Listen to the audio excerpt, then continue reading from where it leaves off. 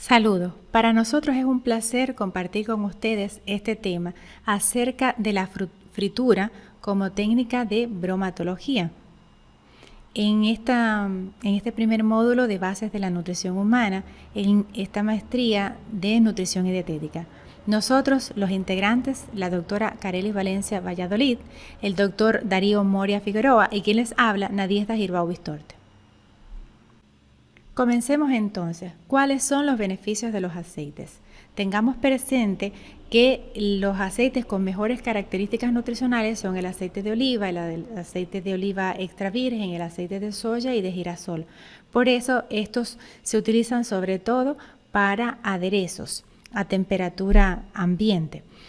En nuestra alimentación, como macronutrientes encontramos las grasas, dentro de ellas los aceites que ofrecen beneficios para la salud. Por ejemplo, son fuente de ácidos grasos esenciales, vitaminas liposolubles como el tocoferol con propiedades antioxidantes y también estas grasas aumentan la sensación de saciedad. Los ácidos grasos omega 3 disminuyen los triglicéridos, aumentan el control de la glucosa y de la insulina y tienen también un efecto antiinflamatorio. Los alimentos fritos, sin embargo, tienen una alta densidad energética, influyen en lo que se ha dado a conocer como globosidad o diabesidad, por lo que los médicos no solemos recomendarla. Sin embargo, como medio didáctico en este inicio de nuestro camino a través de la nutrición, explicaremos su técnica y daremos recomendaciones para que, de ser necesario utilizarla, obtener los resultados más convenientes para la salud, conservando las mejores características de los aceites y disminuyendo la formación de productos tóxicos. ¿Qué es la fritura? La fritura es el proceso de transformación del alimento que se sumerge en grasa caliente en un promedio entre 160 y 180 grados. El aceite en este caso actúa como transmisor del calor y produce un calentamiento rápido de la superficie y uniforme. Durante este proceso se pierde agua, pero a la vez que se pierde agua se incorpora grasa al alimento y además se disminuye la concentración de algunos nutrientes y se forman compuestos tóxicos. Sin embargo, es un proceso altamente utilizado en la culinaria que se conoce que existe desde el siglo VI a.C. y ofrece propiedades organolépticas a los alimentos. Cambia el color, el olor, el sabor de los alimentos y a través de este proceso se forma una costra superficial dura con un centro más blando y es probablemente este cambio en la textura lo que produce mayor aceptación en este tipo de alimentos. Comencemos entonces con las reacciones que contribuyen al deterioro del aceite. Entre ellas está la hidrólisis, justamente por la incorporación de agua a través de los alimentos, las reacciones de oxidación donde se forman hidroperóxidos y compuestos polares y además donde se alteran la composición en relación con las altas temperaturas. En relación con esta última se forma la acroleína como resultado de la reacción de Maillard y esta acroleína es el precursor de la acrolamida, que es una sustancia que se conoce tiene efectos como neurotóxico y también en la formación de algunos tipos de cáncer. Por otro lado, los compuestos polares que se forman a través de la oxidación, como los diglicéridos, los monoglicéridos, los ácidos grasos libres y el glicerol, aumentan la humedad en los alimentos y en la superficie de estos alimentos y por tanto la absorción de aceite por parte de los mismos. La mayor cantidad de compuestos polares, al aumentar también la humectación, disminuye la tensión superficial y es justamente esto lo que explica lo que antes decía, la absorción de agua por parte de los alimentos, además de que proporciona un carácter viscoso a este tipo de aceite. Otro de los parámetros de calidad para medir el aceite es la formación de polímeros y monómeros de ácidos grasos cíclicos. Estos polímeros y monómeros son compuestos que, a diferencia de los polares, han sugerido ser más precisos acerca del deterioro del aceite, debido a que muchas veces estos compuestos ya han sobrepasado el límite máximo sin que los compuestos polares hayan llegado a un nivel máximo de formación, que se considera un nivel máximo de acuerdo al país de entre 24 y 25%. Los polímeros y monómeros tienen una rápida absorción por la mucosa intestinal, los convierte en compuestos de mayor toxicidad. Los ácidos grasos cíclicos de los ácidos linoleicos son más tóxicos que los del ácido linoleico. En los humanos aún no se conoce exactamente el nivel requerido para considerarlo como indeseable, aunque, por ejemplo, Bélgica lo tiene considerado hasta un 10%. Otros parámetros de calidad del aceite es el punto de humo, que es justamente el punto en que los aceites comienzan a emitir humo, que es un indicador de que se están produciendo mayor cantidad de sustancias tóxicas, como ya hablamos de los compuestos polares, y también el precursor de la acrilamida. Diferentes aceites tienen diferentes puntos de humo, por eso entre los mejores que se recomiendan para freír está el aceite de canola, que justamente es el que vamos a ver más adelante, el que nosotros utilizamos para hacer esta presentación en nuestro experimento. Además, otro de los parámetros para medir la calidad del aceite es el índice de la acidez, que es mayor mientras mayor cantidad de ácidos grasos libres resultantes de la hidrólisis de triglicéridos se forme. También se utiliza el índice de yodo, que mide la insaturación de las grasas, y otro parámetro es las características sensoriales, aunque este no es muy confiable porque aunque a veces hay alta cantidad de contenidos tóxicos, en ocasiones no son percibidos cambios organolépticos importantes a través de nuestros sensores.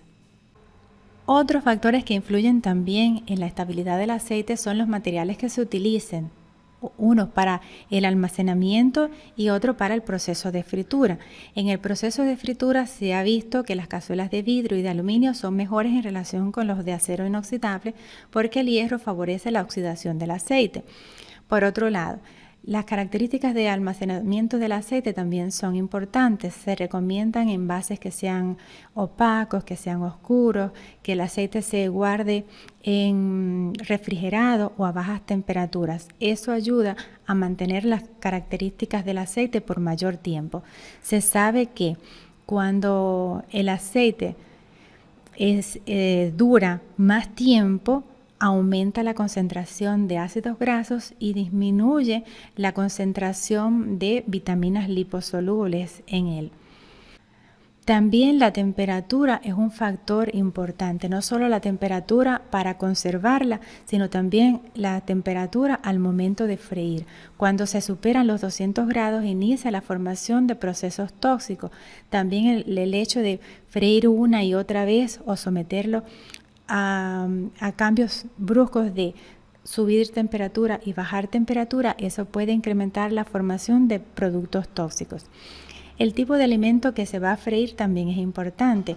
Cuando se fríe carnes o vegetales hace la diferencia, porque los vegetales, al tener un mayor contenido de agua y por las características de su composición, la porosidad de su superficie, favorece la absorción de grasa al perderse mayor cantidad de agua en estos alimentos. Recordemos que cuando se pierde agua, se absorbe grasa.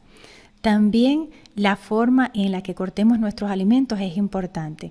Cuando el ejemplo típico es, por ejemplo, la papa en forma de chip absorbe alrededor de un 30 a un 40% de grasa. Sin embargo, las papas cortadas en forma de bastoncillo absorbe alrededor de un 10% de grasa. La superficie también es importante. Cuando la superficie es más lisa, disminuye la absorción de grasa. Los aceites con más estabilidad, y por eso los que se recomiendan para la fritura son justamente el de canola, como ya les conversaba, el de girasol, el de soya y el de oliva extra virgen. Como ya les introducía, el corte en el alimento es importante. Cuando se realizan cortes lisos, disminuye la absorción de grasa. Por otro lado, hay aceites más estables, como los que ya les mencionaba. Además, al disminuir la humedad antes de iniciar el proceso, favorece que al tener menos agua el alimento, se intercambie menos agua por grasa. Por eso, disminuir la humedad antes de empezar el proceso es importante. Durante el proceso, terminado la fase de freído, cuando ya no se están eliminando burbujas, eso nos está indicando que ya el proceso está terminando. Al sacar esos alimentos, sacudirlos es importante para que lleven menos contenido de aceite. Otro de los elementos que se recomienda para que ese producto final sea un poquito más saludable y esté menos denso en calorías es el utilizar el rebozado, porque cuando se utiliza el rebozado, por ejemplo, con harinas obtenidas a partir del arroz de grano largo, se obtiene una menor superficie de absorción de la grasa en relación incluso cuando se utiliza el rebozado con harina de trigo o incluso con pan. También es importante tener presente que la grasa se absorbe durante el proceso de freído y después de este. En la fase de enfriamiento también se absorbe grasa. Por eso, al terminar de freír, podemos colocar, y se recomienda colocar una servilleta o un papel absorbente de manera que la superficie del alimento conserve menos cantidad de grasa, de manera que al enfriarse se absorba menor cantidad a la vez. Para poner en práctica esta técnica, nosotros decidimos hacerlo a través de una comparación. Colocamos entonces papas picadas en forma de bastón, en que unas colocamos en una freidora al aire y las otras las freímos a través del proceso tradicional con una temperatura de alrededor de 170 grados. El peso inicial en ambos grupos era de 192 gramos y el peso final de las que se procesaron en la freidora al aire fueron de 80 gramos y las otras fueron de 107 gramos, con una diferencia entre ellas de 27 gramos. Esto podemos explicarlo porque cuando se utiliza la procesadora al aire se pierde agua, pero no se gana grasa. Siendo así, la diferencia de peso, esos 27 gramos, estamos asumiendo que son 27 gramos de grasa. Si consideramos que cada gramo de grasa aporta 9 kilocalorías, nuestras papas fritas de forma tradicional aportaron 243 kilocalorías extras en diferencia con el otro producto, lo que comprueba que es un producto con alta densidad calórica. Por último, tengamos pendiente los efectos negativos sobre la salud de este proceso. Por un lado, aumentan los ácidos grasos trans y disminuyen los compuestos nutricionales como las vitaminas liposolubles y los compuestos fenólicos. Estos ácidos grasos trans tienen importancia en la formación, en la aparición de enfermedades crónicas. Y por otro lado, la oxidación también favorece la irritación intestinal, la hipertrofia hepática y la aparición de hígado graso, la presencia de úlceras, de lesiones en corazón, en riñones, la aterosclerosis. También puede acompañarse de retardo del crecimiento y algunos tipos de cáncer como cáncer de mama, de próstata, de colon, ser un factor de riesgo de obesidad justamente, de diabetes mellitus. Esto sería todo lo que tenemos nosotros para compartir con ustedes. Muchas gracias. Les dejamos también la bibliografía que hemos utilizado.